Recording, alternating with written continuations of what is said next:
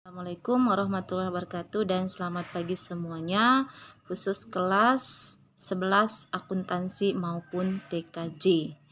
Nah, untuk anak-anak kami sekalian, hari ini kita lanjutkan materi kita PKN dari minggu yang lalu, masih tentang prinsip-prinsip demokrasi Pancasila.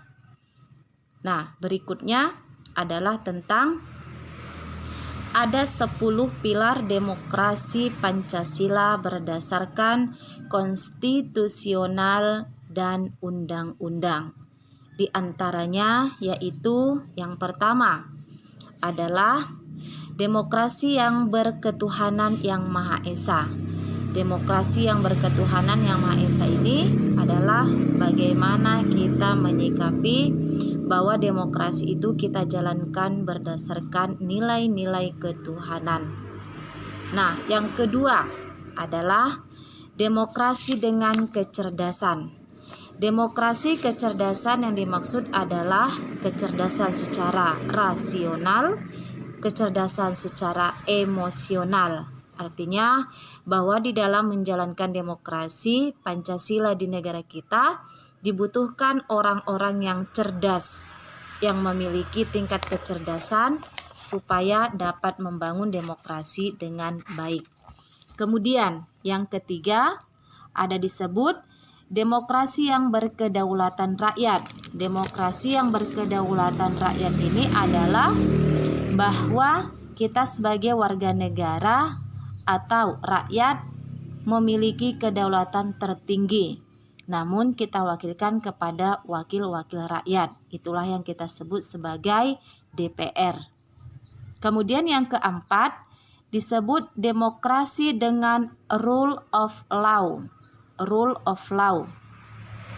Ini adalah demokrasi yang mengandung tentang nilai-nilai hukum, kebenaran, keadilan, tentang demokrasi rule of law. Kemudian yang kelima yaitu demokrasi dengan pemisahan kekuasaan negara. Demokrasi dengan pemisahan kekuasaan negara itu yang kita sebut sebagai ada namanya legislatif, eksekutif, dan yudikatif. Dan masing-masing lembaga kekuasaan negara yang tiga ini tadi memiliki tugas dan wewenang sesuai dengan peraturan perundang-undangan. Kemudian yang keenam yaitu demokrasi dengan hak asasi manusia.